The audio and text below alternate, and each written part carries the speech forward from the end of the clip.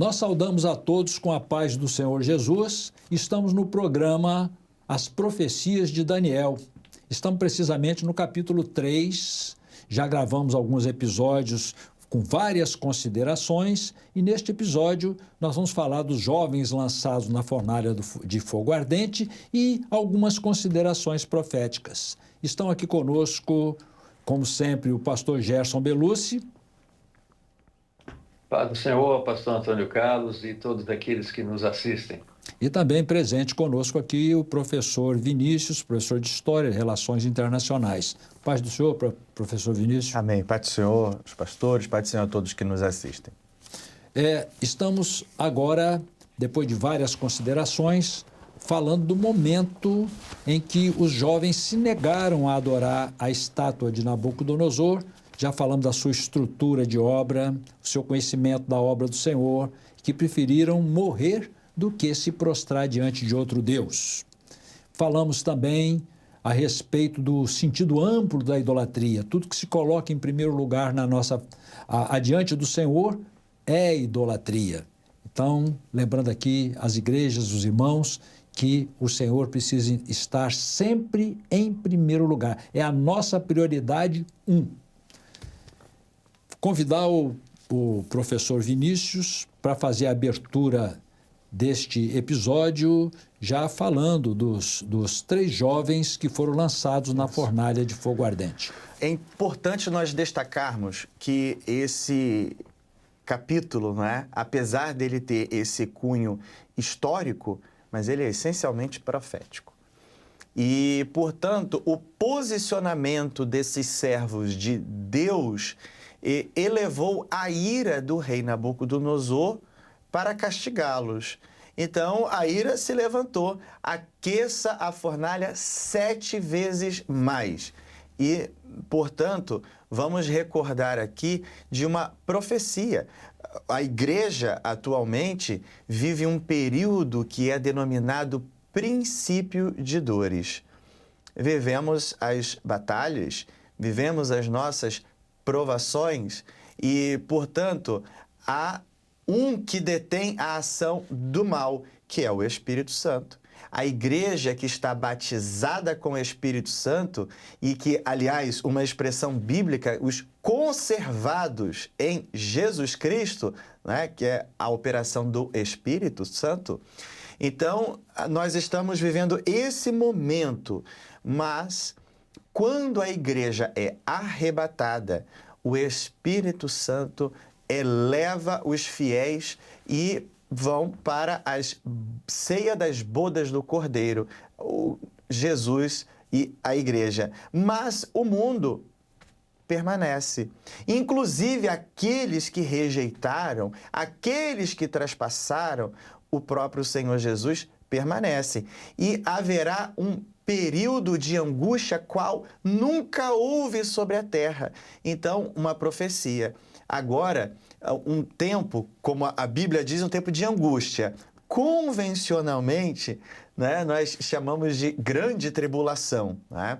Então, 7 anos. É um período de angústia qual nunca houve. Então, aqui está profetizado 7 vezes mais a fornalha é aquecida. E, portanto, eles precisavam permanecer fiéis mesmo no meio da provação, mesmo no meio da fornalha. Então, esse capítulo 3, ele tem esse aspecto que é extremamente importante, profético, mas um detalhe muito importante também, haverá livramento. Não é? E é isso que será abordado agora, porque não serão vistos mais atados, né? Mas estarão na fornalha com a presença do Senhor.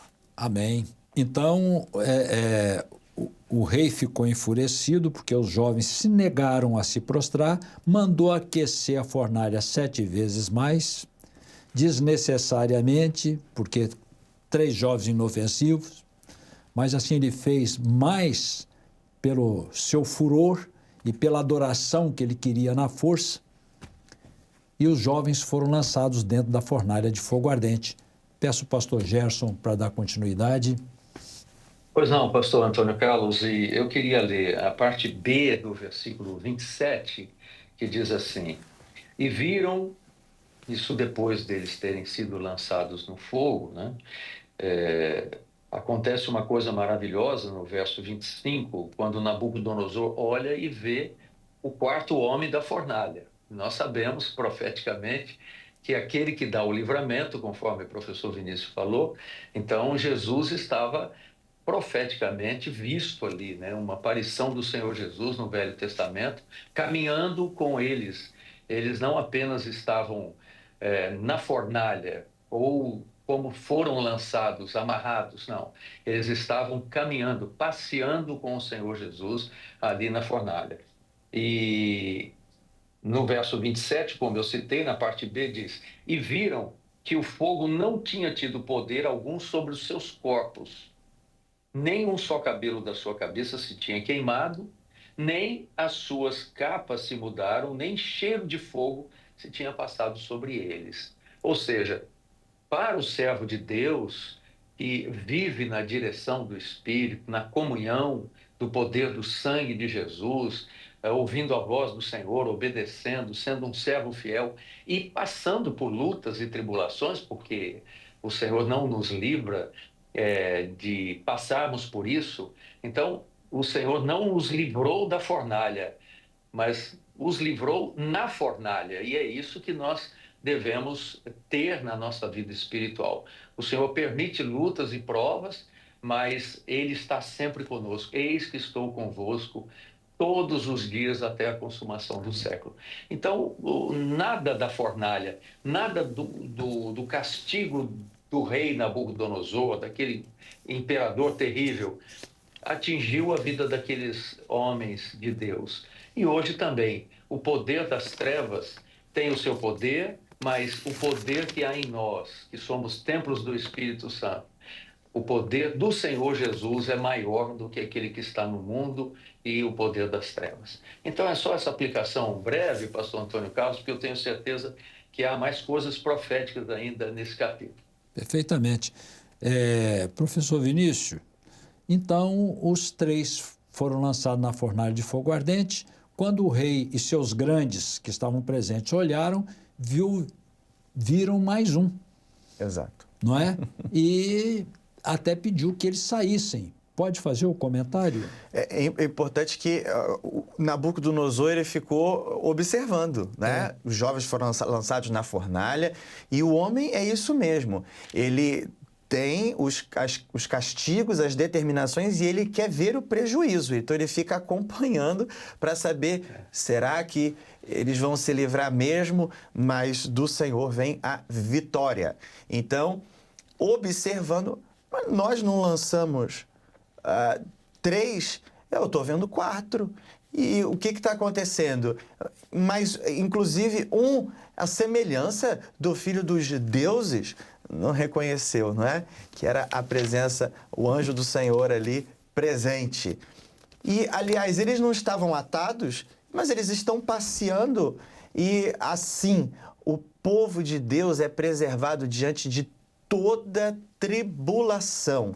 Nós sofremos, temos batalhas, como já dissemos, mas o Espírito Santo, de onde provém toda a consolação, nos faz passear em meio a essas batalhas, porque nós somos consolados todos os dias por esse bom Espírito de Jesus que está em nós.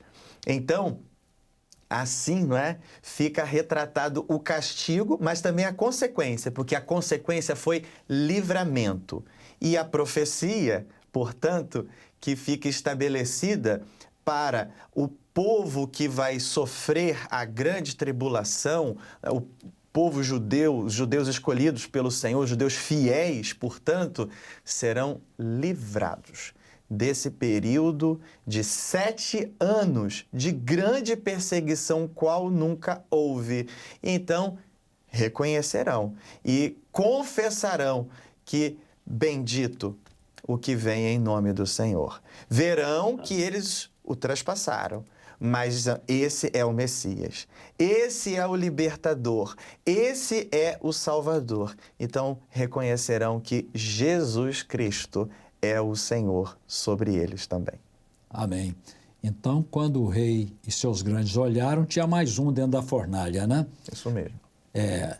Profeticamente, só tem uma saída na guerra contra Israel, só tem uma saída. É o Messias estar junto, né? A vinda do Messias e se colocar junto com eles, não é? Então Isso terá mesmo. mais um, que é o Senhor Jesus, que vem para dar o livramento. É interessante que ao aquecer a fornalha 7 vezes mais, os que lançaram os 3 jovens morreram de tão alto que estava o fogo, tão quente que estava a fornalha. Os 3 já morreram. Desculpe, os que lançaram os 3 morreram e os 3 foram livrados. Gostaria de ler na palavra do Senhor esta passagem que é muito interessante e a postura do rei Nabucodonosor e dos seus grandes. Eu estou lendo aqui a partir do verso 23, é até um texto um pouquinho mais longo. E estes 3 homens, Sadraque, Mesaque e Abed-nego, caíram atados dentro do forno de fogo ardente. Então o rei Nabucodonosor se espantou, se levantou depressa, falou e disse aos seus capitães: não lançamos nós 3 homens atados dentro do fogo? Responderam e disseram ao rei: é verdade, ó rei. Respondeu e disse: eu, porém, vejo 4 homens soltos, que andam passeando dentro do fogo, e nada há de lesão neles, e o aspecto do quarto é semelhante ao filho dos deuses. Então se chegou Nabucodonosor à porta do forno de fogo ardente, falou e disse: Sadraque, Mesaque e Abed-nego, servos do Deus Altíssimo, saí e vinde. Então Sadraque, Mesaque e Abed-nego saíram do meio do fogo, e juntaram-se os sátrapas e os prefeitos e os presidentes e os capitães do rei, contemplando estes homens, e viram que o fogo não tinha tido poder sobre os seus corpos, nem um só cabelo da sua cabeça se tinha queimado, nem suas capas se mudaram, nem cheiro de fogo tinha passado sobre eles. Esse é o livramento que Deus dá. É como se nada tivesse acontecido. É livramento amplo e completo à vida dos seus servos. Lembrando aqui que a fornalha tem representações para nós. Pode ser uma perseguição, pode ser uma luta, pode ser um problema grave, pode ser até um problema de saúde, algo tão sério que só o Senhor pode livrar. E quando o Senhor livrar, é como se nada tivesse tido acontecido, porque o Senhor tem o poder de dar todos esses livramentos aos seus servos. E depois disso, pastor Gerson, depois dessas coisas, quando Nabucodonosor, ele viu o poder de Deus, ele exaltou a Deus. Foi isso mesmo. Inclusive tem aqui no final do capítulo, né? Eu creio que a gente já está partindo para o final desse capítulo. Falou Nabucodonosor, verso 28, e disse: bendito seja o Deus de Sadraque, Mesaque e Abed-nego, que enviou o seu anjo e livrou os seus servos que confiaram nele, pois não quiseram cumprir a palavra do rei, preferindo entregar os seus corpos para que não servissem nem adorassem algum outro Deus, senão o seu Deus. Vejam que coisa maravilhosa. E o verso 29, por fim, pois, é feito um decreto, quer dizer, ele anulou o decreto anterior, fez um novo decreto, pelo qual todo povo, nação e língua, que disser blasfêmia contra o Deus de Sadraque, Mesaque e Abed-nego, seja despedaçado e as suas casas sejam feitas um monturo, porquanto não há outro Deus que possa livrar como este. Então o rei fez prosperar a Sadraque, Mesaque e Abed-nego na província de Babilônia.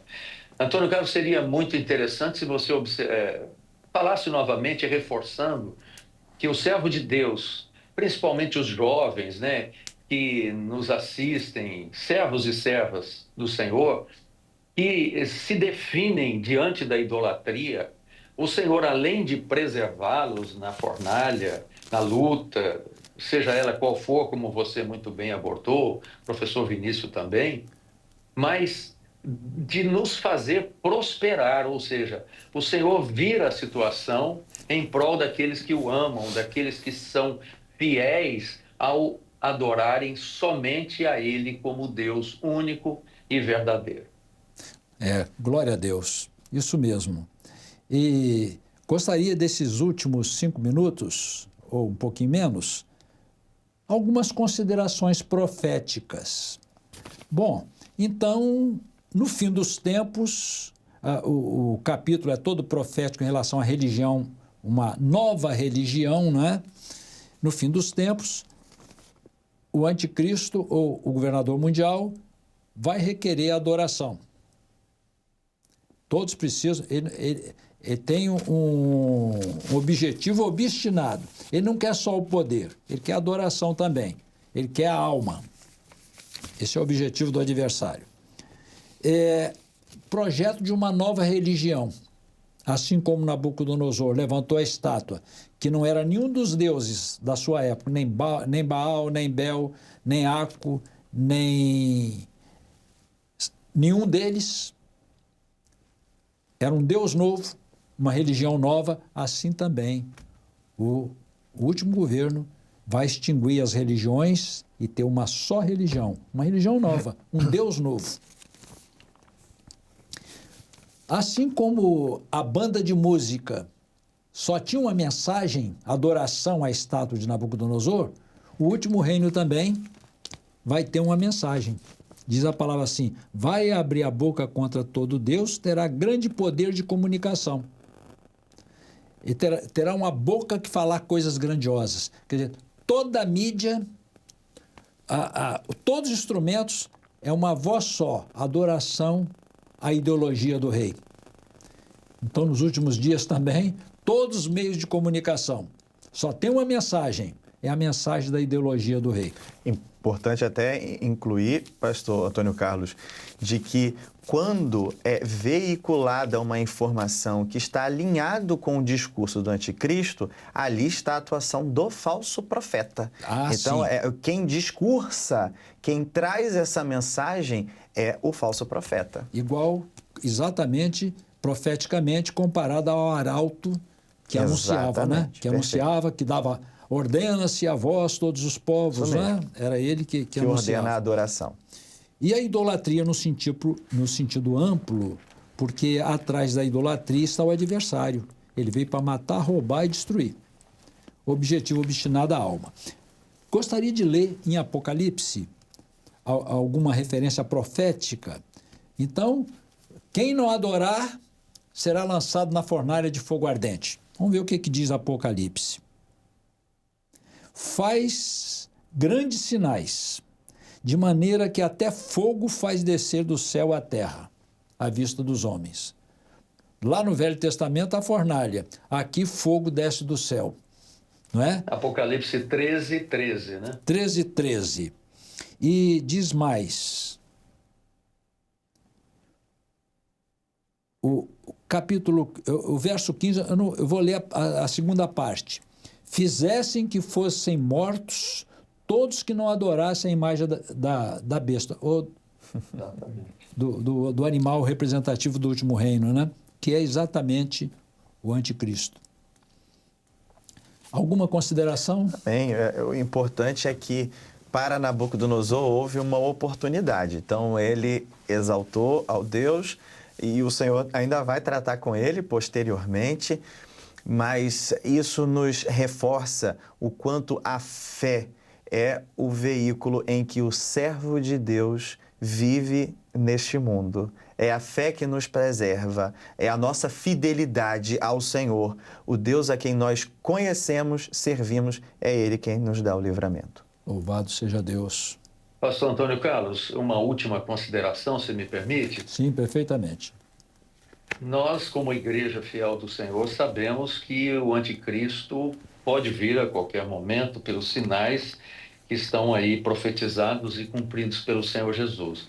Mas eu queria deixar com os companheiros e com os irmãos, 2 Tessalonicenses, capítulo 2, verso 7. No capítulo 2, aborda a respeito da vinda do anticristo, né, e das suas manifestações.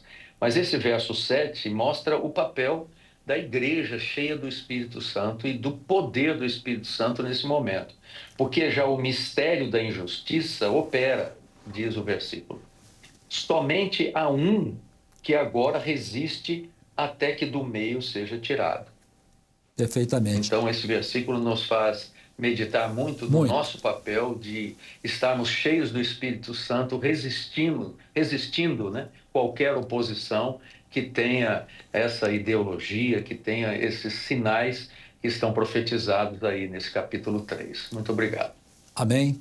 Nós estamos encerrando mais este capítulo, encerrando também este episódio, encerrando também o capítulo 3, que fala da imagem ou da estátua que Nabucodonosor levantou no campo de Dura. Vimos uma extrema idolatria, um castigo de morte para quem não aderisse, ou seja, para os dissidentes, e como que isso vai acontecer nos últimos tempos. Lembrando também que antes dessas coisas, também mencionada aqui pelo professor Vinícius, antes da grande tribulação, a igreja será tirada do mundo. A solução de Deus para a igreja é tirá-la da terra.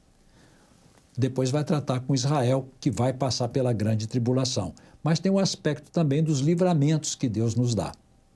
Nós agradecemos aqui a presença do pastor Gerson, a presença do professor Vinícius e a presença dos participantes. A todos, a paz do Senhor Jesus.